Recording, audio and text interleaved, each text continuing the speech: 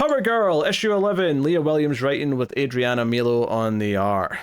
Yeah, so this issue of Power Girl picks up after Brainiac War, and Paige is just trying to relax, and she's gonna go on a date with that guy that she had met, way back before this started tying into every other event. His name's Axel, and so Omen's trying to sleep, and Omen wakes up, and Paige is hovering over her bed, and she's like, "What is wrong with you?"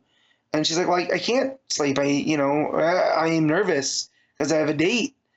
And so Omen ends up talking to her, and she brings up the time that they went camping, which leads to a real fun thing where they're paddleboarding on this picturesque lake, and Paige used her powers to teleport to knock Omen off of her board, and she's like, "You just got to remember to have fun, right? You're overthinking everything, and when you overthink, you kind of become like a super jerk."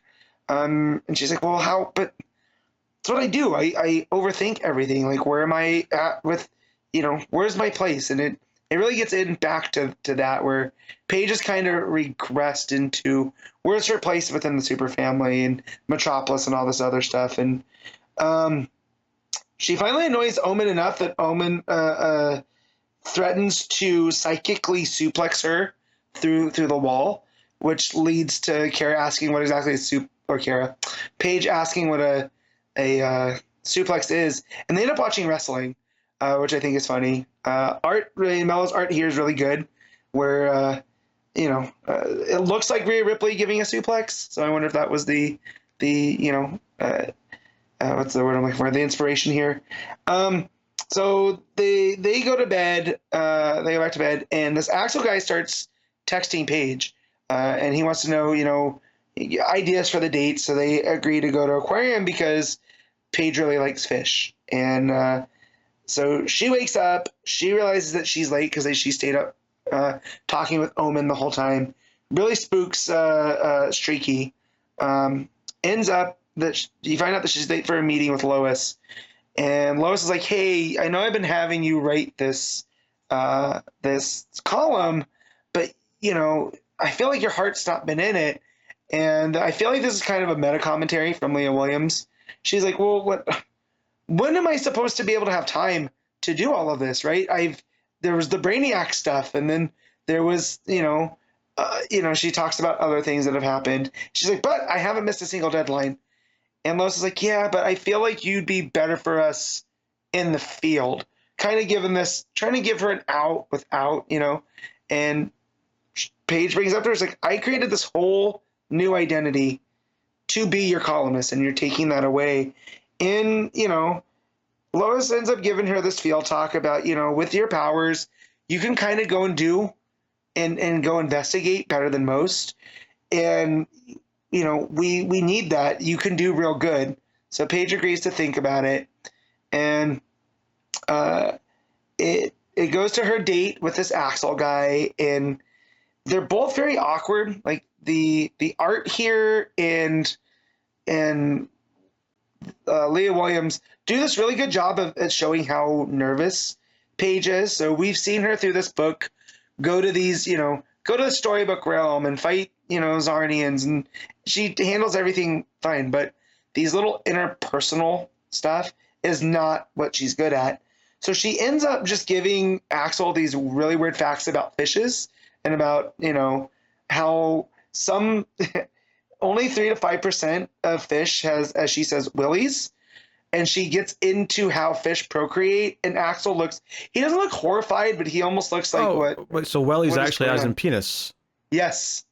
Okay. And so, I mean, that's a really common word for penis here. I'm just surprised to hear it in an American comic book. Yes. And so she gets talking about different fish genitalia and how they spawn and whatnot. And Axel's kind of like, "Yeah, so how was your day?" And they end up, interrupting each other. And it's real cute. She opens up, says that she got fired. They pet some stingrays. And Axel's like, "You could come work with me." And she's like, "I have no interest in working for the CIA." And, he's like, "Yeah, but, if Lois thinks that that's where you belong is in the field, then who am I to disagree? Like we could use you.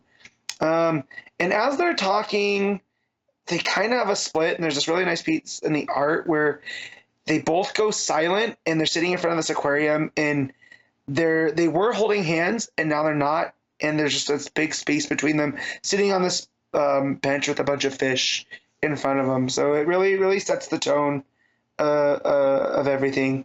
And Paige admits that she doesn't want to be away from everything. She likes this life that she's built, and that she's afraid of alienating herself yet again. As they're talking and laughing about more fish facts, that because Axel tries to bring the conversation back down to a lighter level. This lady shows up who claims to be Aquas, and she's there to free her brethren. So she's there to free all the fish from the aquarium. So Paige disappears. She says, "I'll be right back," but so does Axel. And they both show up in their super suits. So she's wearing her new Power Girl costume. He's dressed almost like a 1930s adventurer. Like he has this tan vest on. He has a bunch of belts and bandoliers with pouches and pockets. And they get into an argument about, wait, so you were lying about who you were? And he points out, she's like, well, you never said you were Power Girl. And because she's like, well, why would that matter? He's like, because Power Girl's hot. And she gets really upset. And then he goes to explain, he's like, well, that's not, because take it with the spirit of which it's intended. When you're Paige, you're completely different, right? So this is also getting off what she was talking to Lois and Omen about, was she's really only comfortable as Power Girl, right? That's who she can fully be her real self with. And he materializes this knife out of nowhere. And as he does that, Natasha Steele comes in, Natasha Irons, to help save the day. That was a really confusing way of saying that. Sorry. Yes, Natasha Irons is her name, Irons, yes. Right, but she's also Steele, right? She's A Steele, yes, but she's not Natasha Steele, because that sounds like someone else. That'd be a different name, yes. So anyways, he brings up that he has a stress response to activate ancient magical artifacts, and then also tells her, I never said that I worked with the CIA. You just assumed that. I just never corrected you.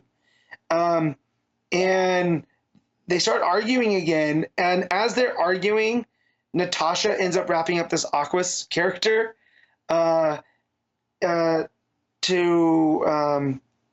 where now Paige brings up that he set her up. And she starts crying because, again, she feels like she can't be her true self around everybody. Everyone has ulterior motives. And he goes, well, no, I didn't. You're just projecting. I didn't set you up. Why don't you come with me and I'll show you? Because there's been a big miscommunication.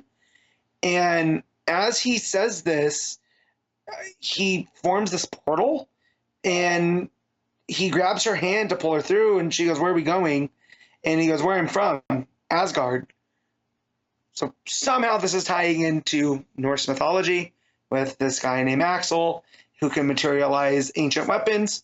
So yeah, a lot different from the last tie-in stuff that we were getting, where it almost felt like this book only existed to push into other things that were going on. It feels here now that Leah Williams is back telling a story that's self-contained, and it's much better for it. So, and the fact that we're getting back to her, I know it would seem very redundant that it keeps going on about how she feels like she doesn't belong, but, being that she is a Supergirl from a different, multiverse, or from a different universe and whatnot, she still has a long way to go where she can actually be comfortable with herself. And it's good that she has these supporting casts, whether it's Omen or Lois or this Axel guy, that is allowing her to be herself. She doesn't have to pretend to be someone that she's not. And, she's slowly getting to there. So if that's where we get by the end of Leah Williams' run, that Paige can finally be comfortable being Paige Stetler and not Kara from another Earth, I think we'll be in really good hands. So the art here by Mello isn't Mello's best. There's some, there's some wonky breakdowns that goes on, but it makes up for it with a lot of these good expressions, like when Paige starts crying or when she gets really upset about, him setting her up. That's where the art really shows through. Not so much in the action scenes, which is good because it's not action heavy. But again, the page in front of the aquarium where it shows just how far apart they are, I thought was really good. So yeah, so pretty enjoyable issue. I will give this a 8.